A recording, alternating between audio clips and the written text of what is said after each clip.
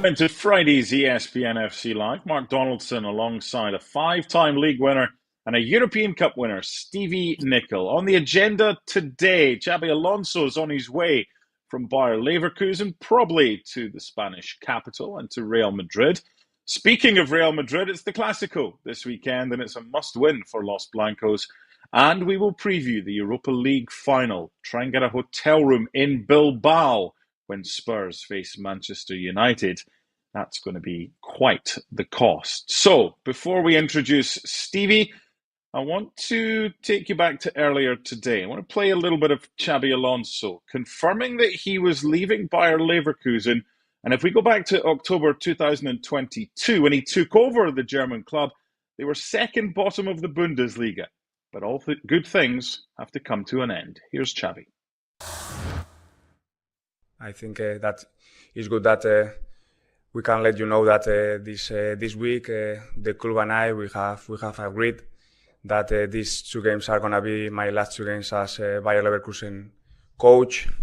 We have been talking during this week that it's always about the momentum, and now is the right moment to announce it, because we have always had this good communication, this direct communication with the club, and now that we have clarity, is the right moment to say that for sure it's a moment with mixed emotions, that it's the moment to announce it and to know it, but yes, it's the moment to do it. It's not the moment as well to not to talk too much and not to talk about the future. Okay, Stevie, he was beloved as a player at Liverpool, but he was also beloved as a player at Real Madrid. He won a LaLiga title, he won a Champions League there. There's nothing to suggest that his destination is anywhere other than the Santiago Bernabeu now, is there? Absolutely not. I mean, it's kind of one of those best-kept secrets, isn't it, that Xabi Alonso was going to end up at Real Madrid. And certainly because of the season that Real Madrid have had, that Carlo Ancelotti will be leaving, and I think it's a good choice. I think it's the right choice. And Xabi Alonso will absolutely, in my opinion, be head coach at Real Madrid at the end of the season. And he's likely to have Trent Alexander-Arnold, another Liverpool connection, with him next season. Let's get into this a little bit. He's got his right back, who'll be competing with Carvajal. What other positions do you think he'll be looking at? Maybe not wholesale changes, just one or two to improve the quality of that Real Madrid squad. Well, I think there's no question that the back line has been decimated. Certainly Trent Alexander coming in doesn't strengthen it in terms of the defensive side of it. And so for me, it really is about bringing in some tough, strong, experienced defenders. They have the ability going forward. That's never been in doubt.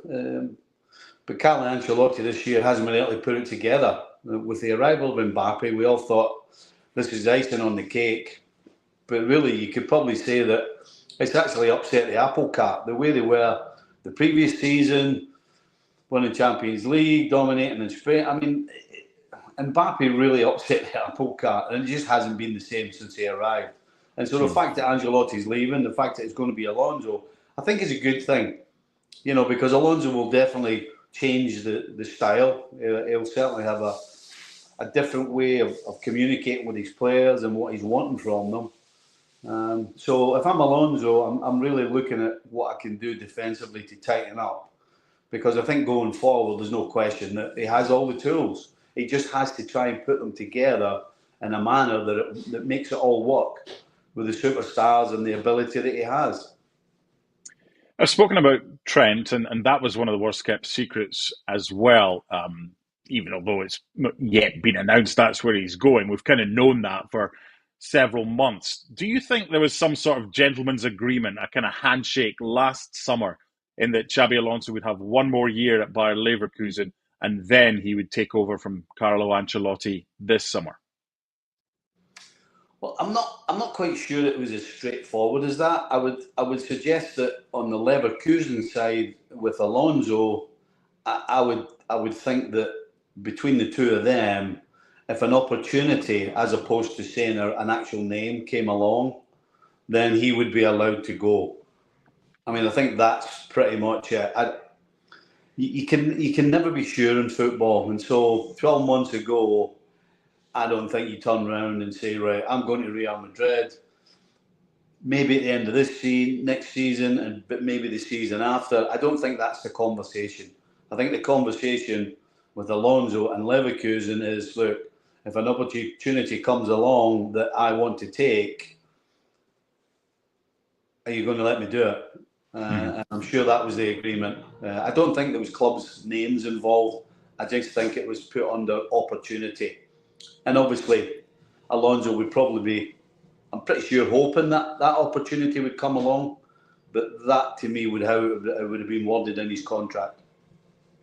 There was no way he was even replicating what he did with Bayer Leverkusen this season. It was just impossible. It was a lightning in the bottle season for Bayer Leverkusen last year.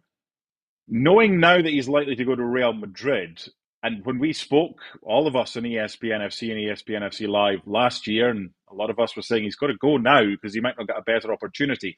Has he been proved right here? Because his stock hasn't dropped, has it, in the previous 12 months because Leverkusen couldn't do what they did the 12 months before? No, I think 100% he did the right thing. And I think that Real Madrid, who we assume he's going to, are going to benefit from that. You know, as a coach, Alonso had never gone through the Champions League system, you know, in terms of how you look after your players in the season in order to win enough games to get through to the second stage and then even further. So that experience that Alonso has gained in terms of this season, having to go through that, is going to stand him in good stead. And it's certainly going to stand Real Madrid, if indeed that's who he's going to. It's going to stand them in good stead as well. So I think there's no question 100% that staying at Leverkusen for another season was a great move. You know, not just in terms of the Champions League, but in terms of it was never going to be as good. Things were never going to go so well. And as a coach, you learn more about yourself when things are not going the way that you hoped and you're not getting the results that you hoped or thought you should get. And so you have to come up with solutions. And when you have to come up with solutions and you actually do that, then these things stay with you for the rest of your career.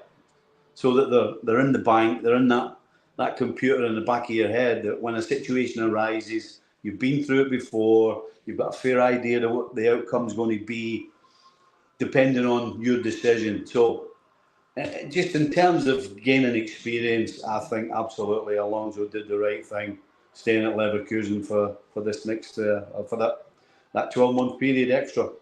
As a coach, Stevie, do you go to a new club and say, right, this is the formation that's tried and tested for me, it's the one I like, it's the one I know, it's the one I'm going to play, a bit like Amorim at Manchester United? Because with Xabi Alonso, he played a 3-4-2-1 last time out for Leverkusen at Freiburg, because he's got the personnel to do that with Florian Wirtz playing off the striker. Could you see him going in there and maybe trying a back three with the personnel that Real Madrid have? Or do you think he'll go in and go, okay, what have I got? Right, that's the best formation to suit these players. Listen, I understand somebody like Amorim going into United and wanting to implement the system that he likes best, that he knows best, that he thinks he can coach best, and he can turn the players that he has into a team that will succeed with that formation. I understand why someone would do that. Personally, that's not how I would go about it. I think you have to look at what players you have and then you piece together the best way to make it all work. I think with a preconceived idea,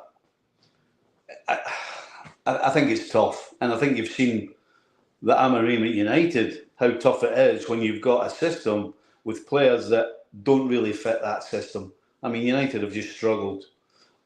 Other than the Europa League, they've struggled to put a string of wins together. In fact, to put a string of performances together, which is more important. Because most coaches will say, right, if we can put if we can put together a string of performances, then we will get points, we will get results. And that's kind of what you rely on as a coach. You're putting a system in so that the consistency appears and everybody knows what they're doing. But that just hasn't worked at United, and I believe it's because they don't have the players. So I'm not a guy that you have a system and that's it. I think you have to figure out the ability of your players, and then you decide the structure that you're going to put them into. That's how I would do it. Well, they play Sunday, Bayer Leverkusen against Borussia Dortmund, so his Saturday will be free, Xabi Alonso, to possibly watch El Clasico. It's Barcelona against Real Madrid. It's a must-win now for Real Madrid, Stevie. A Barca win and pretty much the title is theirs. And of course, it's what, 12 Eastern time, and you always get that phone call just before 12:15 on a Friday. So we'll let that one ring out. But in the meantime, let's preview El Clasico.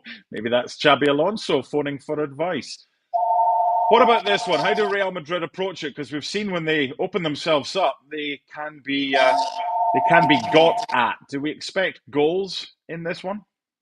Oh, I think there's no question. We expect goals. When Barcelona play, that's what you get. The question for Barcelona would be how do we keep them out on the other end? They got knocked out of the Champions League because defensively they have problems. They have a weakness, and that biggest weakness would be the high line in particular. So for Real Madrid, it's a case of looking at that deficiency that Barcelona have and try and take advantage of it. But the truth of the matter is, it's really tough to turn around and say that you think Real Madrid are favourites or Real Madrid are going to all of a sudden put a performance together, because they really just haven't done it all season. It just hasn't been there. Of course, we all know that Barcelona have really just had a bit of a laugh when it's come to the El Clasicos this season in particular. And I expect it to be the same. I think that Barcelona will shake the cobwebs off of the Champions League exit. I think they've had enough time to recover, and they will be at it again. And the way Flick wants them to play, they will be going forward. And again, you could say the same about Real Madrid. Defensively, they've got real problems, most of it through injury. But my goodness, they look vulnerable. So I'm expecting Barcelona absolutely to get after it again. And there's no question there's going to be goals. Whether Real Madrid score goals, I'm not so sure. But Barcelona will, because that's what they do.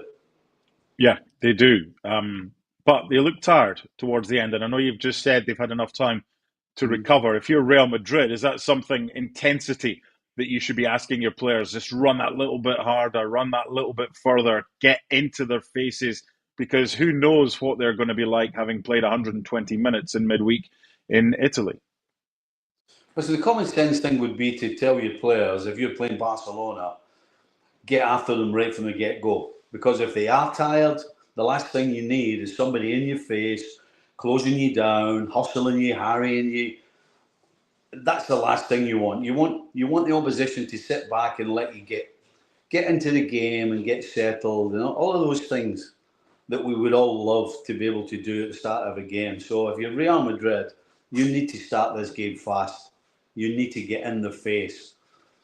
And of course, one of the problems Madrid have had is they've got a couple of players up front that don't get in anybody's face and who only seem to play when they've got the ball at their feet. And so that's going to be a problem. How do you close down Barcelona when you have a couple of players, particularly I'm thinking of Vinny and I'm thinking of Mbappe. I guess you probably know who I'm talking about. How do you do that? That's tough. And so that plays into Barcelona's hands as far as I'm concerned as well. How do you stop Lamine Yamal? You just got to get players around them, and try and make him go into areas where he can't really hurt you. You certainly can't allow him to come inside. And so you have to get numbers out there and force him wide all the time.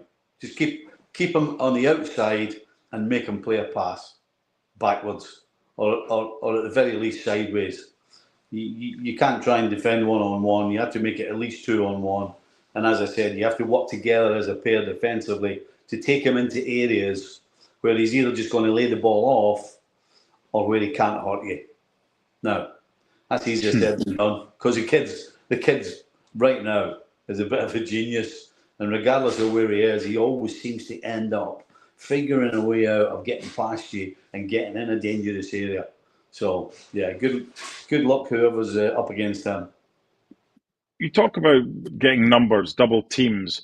When you played for that really successful Liverpool side, there would have been individuals there that would have been double teamed, but someone's going to benefit from the space. The way that Barca move the ball around, it sets up perfectly, doesn't it? If they go two men on Lamine Yamal, Real Madrid, Barca just shift it around quickly, 2 or 3 passes, and there's someone who's unmarked, and you've got an overload on that side because already Lamine Yamal's got 2 on him and he's got rid of the ball quickly. So game of tactics, this one.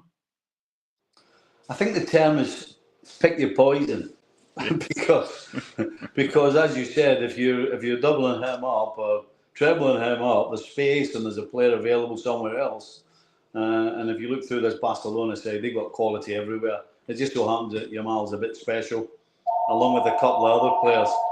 So, yeah, it really is a case of picking your poison. People know what you do for a living, yeah? Looks like you could do it. Clearly. Like it, I should say. Will Barcelona be deserved winners of La Liga if they get over the line first? And what will make them deserved winners, the way that they have played this season that's been a little bit different under Hansi Flick? Well, if somebody said to you, right, I'm going to give you 2 tickets to any game in Spain you want, who do you want to go and see? You're going to say Barcelona. Yeah. I mean, it's really straightforward. It's not a difficult question. Real Madrid haven't been good to watch. They're probably more frustrating to watch than anything else. It's not an enjoyable hour and a half trying to figure out what the problems are and why certain things are going wrong. And I mean, it's just not an enjoyable hour and a half. Whereas Barcelona, I mean, my goodness, just sit me down, get them in front of me, and I know I'm going to be entertained. So, yeah, 100% Barcelona. If and when they do win the LaLiga, they absolutely deserve it. And one last question about Barcelona before we get on to the Europa League final. Inter, I'm not saying they worked them out, because I think if you play that game that you played, or that tie as a whole, maybe 10 times, I think Barcelona probably go through 7 or 8 times. They needed good goalkeeping, Inter. They needed a little bit of good luck.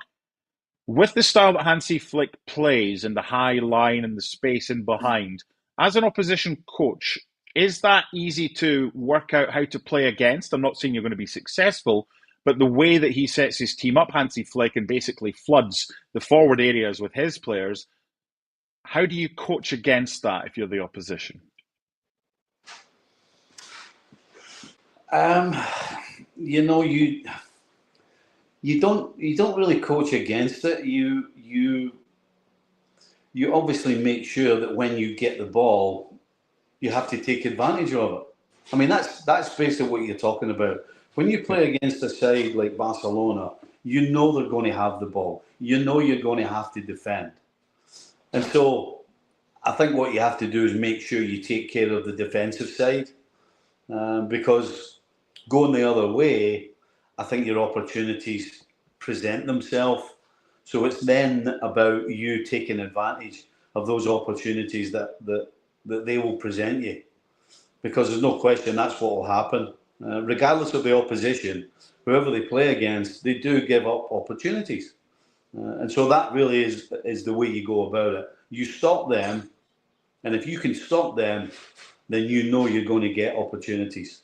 I think that's the best way to go, to try and handle Barcelona. And here's how you can watch El Clasico. It's live for you on ESPN and ESPN Plus. And I think I told a little bit of a white lie earlier with Bayer Leverkusen playing on Sunday. Of course, the Clasico's on Sunday at the same time as they're playing, so he might have to record it on his old VHS player, Xabi Alonso, and watch it rewinding and fast-forwarding when he gets home. But you can watch it live, Sunday, 10:15 Eastern, on ESPN and ESPN Plus. Coverage begins at 9 o'clock with ESPN FC pre-game show. Okay, on to the Basque Country, and Athletic Club were desperately hoping that they would have a final in their own stadium. But Manchester United had other ideas, and Spurs went north of the Arctic Circle, and they won at one of the hardest places to get a victory against, on the plastic pitch at Bodo Glimt. So it's Man United against Spurs in the Europa League final. But of course, Ange Postecoglou was questioned about their Premier League form, even though they'd reached the Europa League final with a chance to get into the Champions League next season. Understandably, Ange was a little bit prickly when he met the press, but you can understand why, because if they were to win this trophy, it still would be a successful season, wouldn't it, Ange? Yeah, well, that's going to upset a lot of people, isn't it? There'll be debates now raging. I've heard the latest one is that neither of us will be able to get a trophy if we win. We're just going to take a team photo because we're not worthy. I mean, who cares if we're struggling in the league? Why is that important when, if it's so easy to get to a final, then why doesn't everyone who finishes in the top three do it? I mean, it's a separate thing. It's got nothing to do with league form. We understand our league form hasn't been great. We understand the struggles we've had. And a lot of them are because of the situation we've been in. But how that diminishes the achievement of getting to a final. Like I said, this club and others have finished, in first, second or third in the Premier League or, and haven't made finals. So, why should that be diminished? I couldn't care less who's struggling, who's not. It's going to be, I think both us and Manchester United have earned the right to be there. I think we've probably beaten teams that will be in the Champions League next year on our road to getting there. So looking forward to it. Should be a great game. I don't care. Why do I care what Man United think? Why is that relevant to me? Okay, so ask the Manchester United manager why he says that. Me, I've said all along that this is important. Now, okay, so to rephrase, what does it mean for yours? What does it mean for Tottenham's season then? Well, to be fair, you know better than me. You follow this club probably more than I have. What do you think a trophy would do for this club? I think it's massive. Exactly right. So the question answers itself. It's like it doesn't need me to. But you know what? What's happening right now is that people are fearing that it actually might happen. And because it might happen, let's see how we can tear it down somehow, diminish it somehow by, saying that it's been a poor season and it's, we don't deserve this or we don't deserve that, or somehow comparing us to Manchester United. Maybe if we had Manchester United's success, maybe I'd have a different view. But I came into this role, like I said, you know better than me. I could have been sitting here exactly the same time in 5th position. And I guarantee you that the commentary around me would be, well, that's great, Ange, but this club needs to win something. That's exactly what everyone would be saying. So, of course it's massive. Of course it is. Because you have to frame it against what, this club has been through over the last 15, 20 years, what the supporters have been through. Man United have got their own, journey to go on, and maybe if they go 15 years without winning something, they'll change their perspective on things as well. I think he's got a point. There's always something with Spurs. If they don't win the Europa League, it's not been a good season. They haven't got any trophies and their league's been dreadful. But if they win the Europa League, his point is, look, it's been a successful season. Do you agree with him, Stevie? I'll tell you what I don't agree with him in. Don't answer questions. You don't have to answer questions and be honest all the time. I had a rule when I was dealing with the press. Tell them what you want them to know, not what they want to know. That's all you got to do. Ange's just got to a European final. Why is he answering these questions? All he's got to do is bat them away and say, we've just got to a European final. We are absolutely delighted. I think we've been great in this competition. We're looking forward to it. I'd love to win a trophy for Spurs. I mean, that should have been his rhetoric. And just keep batting all these questions about the Premier League and do they deserve it and should you keep your job? Just bat them away and don't answer the question. Listen, the fact is that if Tottenham win a European trophy, it's absolutely fantastic. And there is a difference between Spurs and Man United. Man United, 20 Premier League titles or something ridiculous, FA Cups, you name it. This is different for a team like Man United than it is for Spurs. I can't remember the last time Spurs won a tournament, won a cup. And so it is different, regardless of where they are in the Premier League. If he wins a European trophy, then Spurs fans will be absolutely delighted, and so they should be. So that's what I disagree with Ange. Stop answering questions. Stop being honest and try to be, just don't answer it. Bat it away. It's not going to change now. Did it at Celtic, but there was a lot more success when he was at Celtic. Well, it's easy when you're winning. When you're winning, Of course. you can say what you want, and when you're winning, particularly journalists can't have a go at you because you're winning. But unfortunately for Ange, he's got himself in a position where even when he's winning, they're still having a go at him, and he's still trying to answer his way out of it. That's his biggest mistake for me. February 2008 was the last time they won a trophy. Wow. That was against Chelsea in the League Cup. 1991, the year before Liverpool beat Sunderland in the FA Cup final.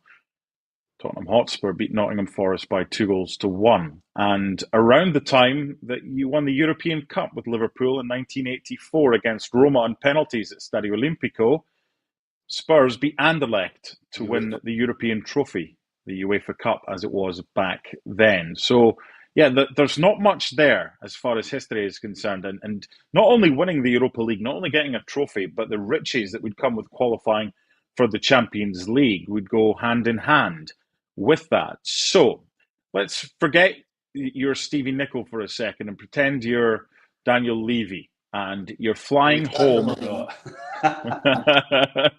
You're flying home from Bilbao. You've got the trophy because Spurs have beaten Manchester United.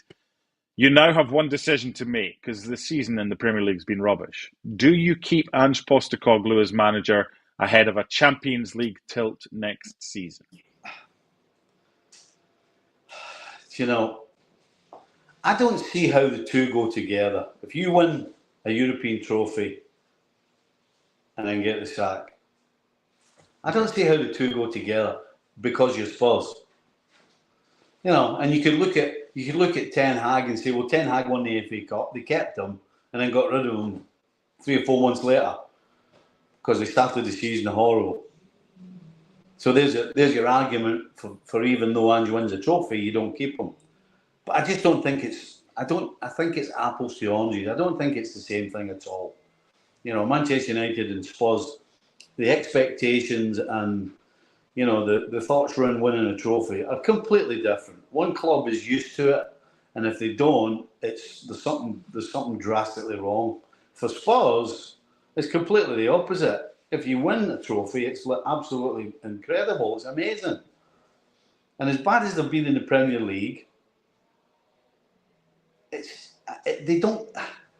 Maybe it's my brain. Maybe it's lopsided. But the two things to me don't go together in terms of Spurs. Win a European trophy, but sack the manager. It doesn't make sense. Get into Europe. Look, Tottenham's agenda at the start of the season was one thing, really. Getting the Champions League. Getting the Champions League. And so if the manager gets them in the Champions League, right? Where's the argument? Mm-hmm. The only argument is the way they did it. But at the end of the day, we all sit here and go, well, it's about results. And if you get the results, even though it's in the Europa League, to get you in the Champions League, you've done your job. So they don't go together. For me, they don't go together.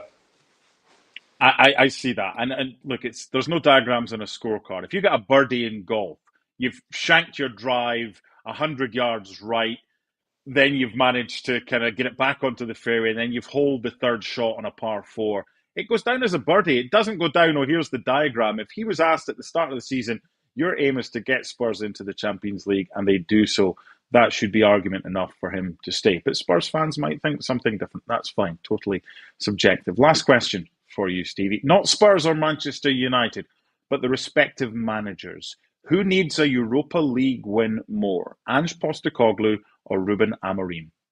Easiest answer in a long, long time. Ange Postecoglou. Easy. Amorim's not getting sacked if they don't win the Europa League. He's not. If Spurs don't win the Europa League, Ange will probably get the sack. So, it's got to be Ange. Easy peasy.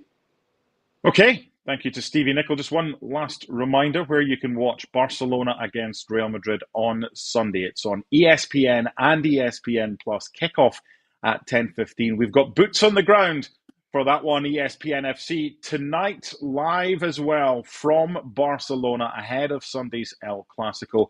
My thanks to Stevie Nicol. We'll see you again this weekend for the Clasico. Bye for now.